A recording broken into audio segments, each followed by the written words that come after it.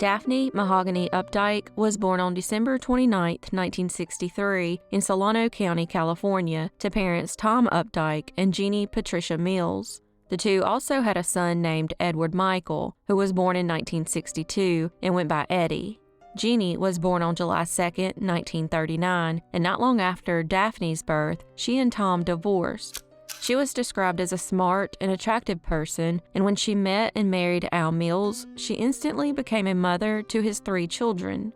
While she was considered an amazing mother and wife to a good man, they made the horrible decision to join the People's Temple, a cult run by the infamous Jim Jones, on November 2, 1969. Al and Jeannie quickly became prominent figures within the cult, and before long, they were earning the group hundreds of thousands of dollars in cash. She worked as the head of the publication office, and he was their official photographer. They also belonged to a prestigious group within the cult known as the Planning Commission. The group was responsible for discussing day-to-day operations, including key decision-making, financial and legal planning, and oversight. However, it was also a way for Jones to keep track of members that he didn't fully trust. On top of helping the People's Temple distribute propaganda, Jeannie and Al also helped scout locations for Jonestown, and in 1973, they joined him in Guyana, where the entire Planning Commission was relocated. However, in the mid-70s, they made the hard decision to leave the cult after Jones severely beat their daughter Linda with a paddle for an extremely minor infraction. This decision ultimately saved them from the massacre at Jonestown that left 900 people dead. Unfortunately, their story didn't end there. Once out of the group, they changed their names to Deanna and Elmer Myrtle in order to hide from the sinister cult. They also reported Jim Jones to the police, which allowed them to receive protection for several days after the Jonestown massacre in 1978. The reason for the protection was out of fear that Jones had allegedly set up a hit squad to seek retribution against ex-members that he called traitors. After they departed from the group in 1975, they founded the Human Freedom Center in Berkeley as a haven for other ex-members.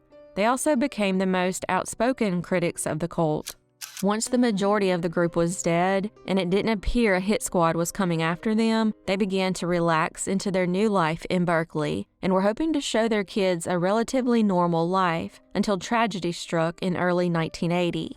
A little over a year after the Jonestown massacre, on February 26, 1980, Al and Jeannie were found murdered, execution style, with a .22 caliber weapon inside their home by her mother, Mary Gustafson.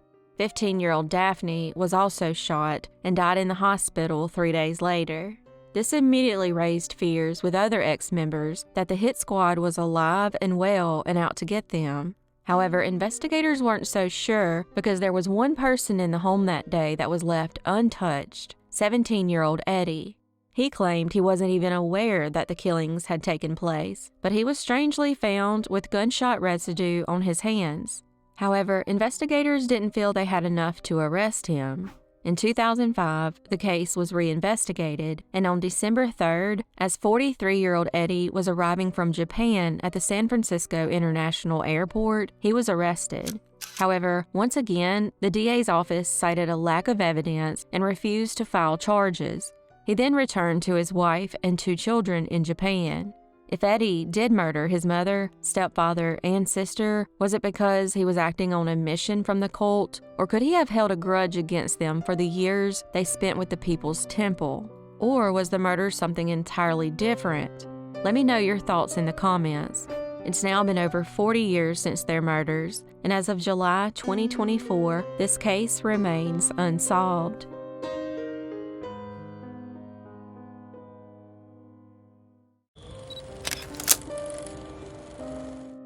Beverly England was born on September 7, 1947. In 1980, 32-year-old Beverly was living in Salida, Colorado, with her husband, Dale England, and their 2 children, ages 5 and 8. Dale was a school teacher, and Beverly worked at the Homestake Mine. Unfortunately, she was having an affair with a married man by the name of Stephen Abeda. On June 12, 1980, she dropped the kids off with her friend, Kathy Smith, and told her about the affair and said she was going to meet with Stephen's wife, Mitzi, who was 7 months pregnant with her second child, to discuss some personal issues. Allegedly, Beverly's plans were to call off the affair, and I assume to inform Mitzi about it. Sadly, after dropping the kids off, she was never seen alive again. When she failed to arrive home, Dale went out searching for her and found her car parked at Riverside Park, where Kathy said she was supposed to meet with Mitzi. He then called the police and reported her missing at 8 p.m. Her shoes and purse were still inside her car, which was parked several hundred feet from the Arkansas River, which was flooded at the time.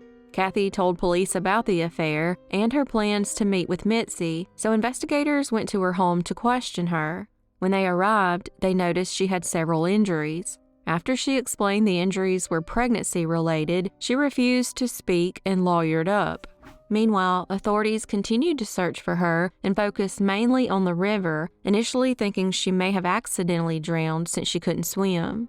However, it wasn't long before they began to suspect that her disappearance actually had more to do with Mitzi and the love triangle. The following day, Mitzi went into labor 2 months early and gave birth to a son. It's possible that whatever took place on the day Beverly went missing triggered the early labor.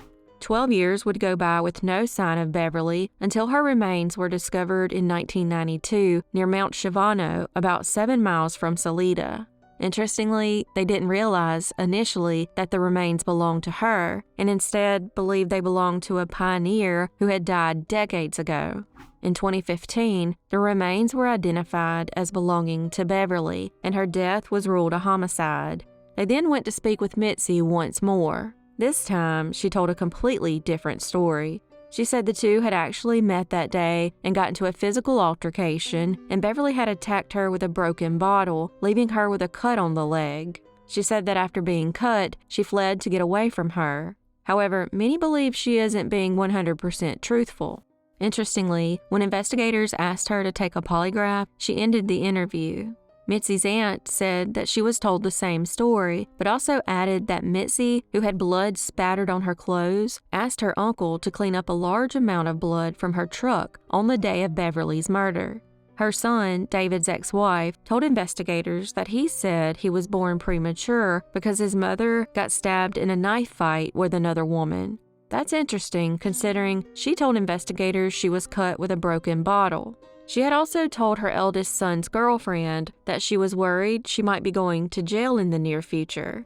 In 2016, investigators said they had found a vehicle containing DNA related to the case. 2 years later, in 2018, investigators went back to the site where Beverly's remains were discovered and found additional evidence. But even with that, the DA said they needed more. Many believe that the fight between the two women that day ended in Beverly's death. Unfortunately, as of 2024, no one has been arrested for her murder, and this case remains unsolved.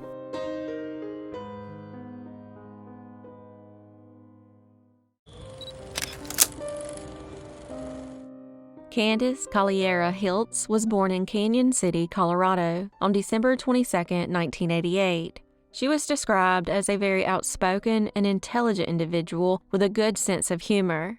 In 2005, 17-year-old Candace was living with her mother, Dolores, and brother James, who went by Jimmy, in a rural part of Fremont County, Colorado.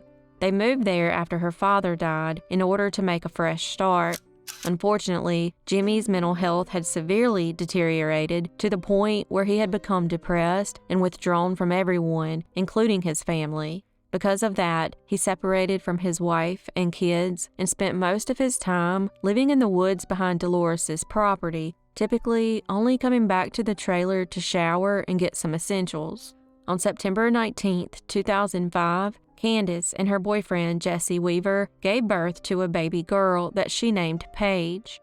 Unfortunately, Paige was born with hydrocephalus, a neurological disorder caused by an abnormal buildup of cerebrospinal fluid in the ventricles deep within the brain. She was not expected to live more than a few days, but she miraculously surpassed all odds. After giving birth, Candace was making plans to attend law school, but sadly, she would never get the chance to go.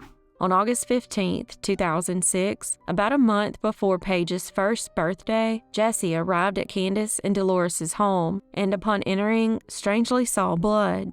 As he continued through the trailer, he found his daughter sitting on the floor alone, crying. In a panic, he picked her up, rushed outside, and called Dolores. When Dolores arrived and entered the trailer, she sadly found Candace's body stuffed under a bed. She had been shot multiple times with 3 different guns, including a .410 shotgun, a .45 long Colt revolver, and a .22 caliber weapon. The last time she was seen alive was around noon that day. Jimmy immediately became a person of interest in the murder due to his mental health issues. However, another suspect would emerge on January 13, 2007, when a local man found a bloody rope, an axe, and some boxes of paperwork in a storage unit that he bought in an auction. Those items were part of Candace's murder investigation, and the unit belonged to Fremont County Sheriff Lieutenant Deputy Robert Dodd. Interestingly, Kathleen Pava, a cousin of Candace's, told investigator about an incident that occurred a week before Candace's murder. She said Candace got into an altercation with a deputy from the sheriff's office after she accused him of taking bribes and dealing drugs. Within a week of the altercation, Candace was murdered, and the family dog had strangely disappeared and was later found shot to death with a .22 caliber weapon. It turns out the deputy involved in the altercation was not Robert Dodd, but Sergeant Trace Hall. The entire altercation started because Sergeant Hall went to their home to speak with Dolores about Jimmy's involvement in some recent burglaries. It upset Candace, so she intervened and began yelling and threatening him.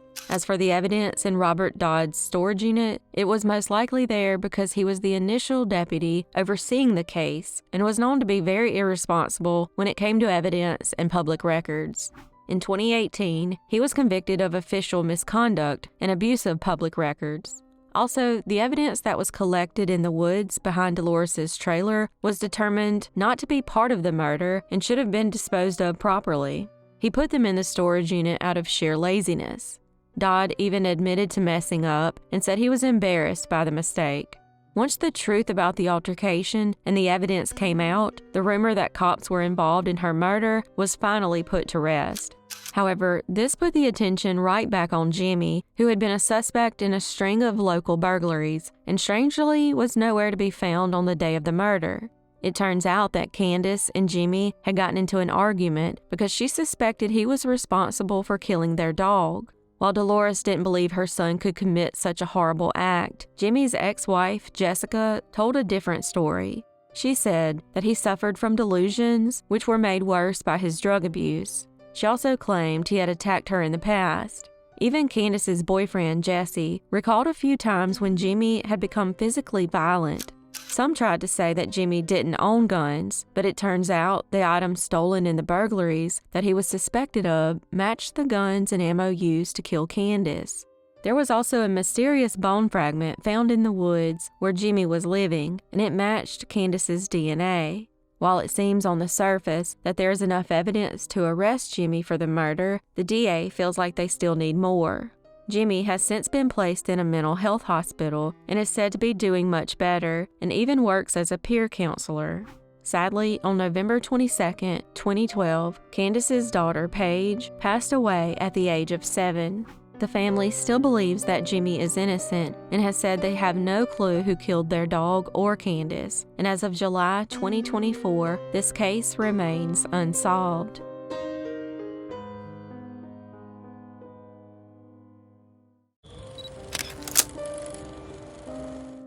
Nancy Lee Eagleson was born on July 3, 1946, to Don and Betty. In 1960, 14-year-old Nancy was a freshman in high school, living in Paulding, Ohio. She was described as a very popular and well-liked individual. She also had a good sense of humor and even kept a journal that she referred to as her joke book, where she kept funny stories, riddles, and jokes. On November 13, 1960, after church that evening, Nancy and her family ate dinner before she and her 5-year-old sister, Cheryl, walked to the movie theater a few blocks away. After the movie, between 7 and 8 p.m., they began their walk home and stopped at a restaurant to grab a Coke. Afterward, they continued walking. All the while, they noticed a strange car following them. When they were almost home, the car pulled up and the man inside asked if they needed a ride. Nancy declined, telling him they were almost home. All of a sudden, he jumped out and grabbed Nancy. Little Cheryl was horrified and tried jumping on him to prevent him from taking her sister, but he pushed her to the ground and kept dragging Nancy to his car. Once he was back at his car, he threw her in the back seat and sped off. Unfortunately, she was never seen alive again. Cheryl, now in a state of panic, began running home. Before reaching her house, she noticed that her neighbor, John Larson's porch light was on and ran up to his house. She quickly went inside, told John what had happened, and he called the police. Authorities were quick to respond, but based on the information provided by Cheryl, all they knew was the kidnapper was a man and drove a car, so they began blocking off streets in hopes of finding him. 5 hours later, at about 2:30 in the morning, 2 hunters stumbled upon her body about 7 miles away. She had been sexually assaulted and shot to death. The medical examiner who performed the autopsy in Fort Wayne, Indiana, found a .22 caliber projectile lodged inside of her. In an attempt to get more information out of 5-year-old Cheryl, she was put under hypnosis, but it never got them any closer to finding Nancy's killer. Decades later, when the case was reinvestigated, they discovered that most of the physical evidence collected was now missing. So, on October 24, 2022, Nancy's body was exhumed in hopes of getting DNA, but they were shocked to find another bullet. A forensic pathologist performed a new autopsy and determined that she had been shot twice. They also brought in Cheryl to try to create a composite sketch. While she couldn't remember the man's facial features, 2 drawings were produced. They believe the man was a local and are hoping the sketches might jog someone's memory. In February 2023, a 3-night investigation aired on WTOL 11, and they interviewed a local man by the name of Don Roanhouse. He showed them a .22 caliber handgun that he thought might be the murder weapon. The guy Don bought the gun from bought it from a man 2 weeks after Nancy's murder and told him he needed to get rid of it quickly. Unfortunately, there was no identifiable striping on the bullet, so they couldn't make the comparison. However, after the special aired, a tip came in pointing investigators in the direction of a former police officer by the name of Claire Paulus, who went by Bud. The woman who provided the tip was named Cindy Geyer Keith, and she recalled having a similar experience to Nancy in the late 1950s in Antwerp, a town about 10 miles from Paulding. She said as it was getting dark one evening, a cop grabbed her from behind, put cuffs on her, and pushed her into his back seat. He then took her to the local jail, put her in a cell, and sexually assaulted her, all while holding a gun to her head. She was certain that the man was Paulus. She knew Paulus very well because their families were close. Paulus's wife, Virginia, was even a maid of honor at Cindy's parents' wedding. She and her brother Greg even stayed with them on occasion. Decades later, Virginia was asked about her husband's possible involvement, and she responded by calling it all gossip. Virginia tried to talk Cindy out of going forward with her story by offering to meet with her, but she declined. Almost 30 years after Cindy was sexually assaulted on November 5, 1987, Paulus was indicted for abusing a young family member of his. However, when he found out, he took his own life. The gun he used was a .38 caliber, not a .22 caliber, that investigators were hoping might link the cases. Paulus had worked as a part-time deputy in 1957 before going full-time on January 1, 1958. By 1969, he was still with the department. He also co-owned the Bud and Jack's Marathon service station, which, coincidentally, was located only a quarter of a mile from the movie theater that Nancy and Cheryl had been at before the abduction. I'm going back to Ron Roanhouse for a moment, the man who provided a .22 caliber gun that he believes is the murder weapon. Interestingly, he actually witnessed the abduction back in 1960. His statement actually backs up theories that the abductor was a police officer. He said that after picking his sister up from the movies, he saw the man kidnap Nancy and speed away in what he believed was a police car. He began to follow him in his Chevy Covair, but was unable to keep up. He took the information to the police department, but his report has never been found. He believes Sheriff John Keeler, who is now deceased, covered it up to protect Paulus. Family members also believe that the sheriff's department helped cover up Paulus's potential involvement. Not only did Sheriff Keeler direct Nancy's family away from where he ultimately found her body after claiming he already searched it, but there is also the fact that all the evidence from the case had disappeared at some point over the years. That evidence included blood samples, DNA from the sexual assault, clothes, and hair. If that evidence still existed, investigators would most likely already have a suspect arrested, but as of July 2024, this case remains unsolved.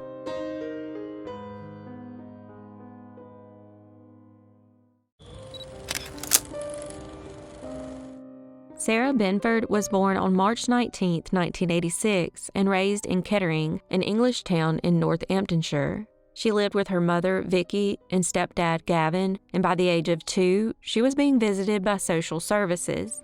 Things would only get worse from there, and by the time she was in kindergarten, she began to skip school and run away. In 1999, 13-year-old Sarah lost her uncle, who she was very close with, causing her mental health to deteriorate even further. At that point, she was hanging out with a bad crowd and drinking and using drugs. She also resorted to stealing, and when caught by police, they would simply turn her back over to her mother, Vicky. Vicky tried to get Sarah some help by placing her in multiple care facilities, but each time she would run away. Out of the 150 days she was in care, 41 of those she was unaccounted for. By the age of 14, she was sleeping around and addicted to heroin. However, when she told this to the staff at the Welford House Children's Home, they only recommended she use contraception. They also knew she was harming herself, but never transferred her to a facility where she would receive help from a mental health specialist. On April 4, 2000, she ran away again to go see her mother in Kettering. However, when she showed up on April 6 to her mother's work at an amusement arcade, she was heavily intoxicated. This led to an argument, and Sarah left. Later that day, she called her mother and asked her to call the police, saying that she was at an address in Hampton Crescent and wanted to go home. Vicky said she sounded very distressed and was clearly high on drugs. Unfortunately, when she called the police and asked them to go get her, they refused. Police later said they refused because of her history of running away. Sadly, Vicky would never see her daughter again. After her disappearance in August of 2000, workers at a charitable service support facility known as Service 6 reported to the police that a known pimp and a prostitute brought Sarah in for a pregnancy test on 2 separate occasions. While there were multiple sightings that same year, police believe the only credible one is from the staff at the support facility. They now believe she is dead and died about 2 to 3 months after she vanished. In June of 2003, search efforts led them to 3 different houses in Kettering and 1 in South Wales, and while several men were arrested, they were later released without any charges. They also searched an industrial area about 10 miles from Kettering, but nothing related to Sarah's disappearance was found. Police were eventually able to track down 2 people who were supplying Sarah with drugs and arrested them. In 2016, the woods near Warkton Bridge were searched, but once again, nothing. Then in 2021, after receiving a credible tip, they searched the Valley Walk, but just like all the other times, it led nowhere. Unfortunately, as of July 2024, Sarah has not been found, and this case remains unsolved.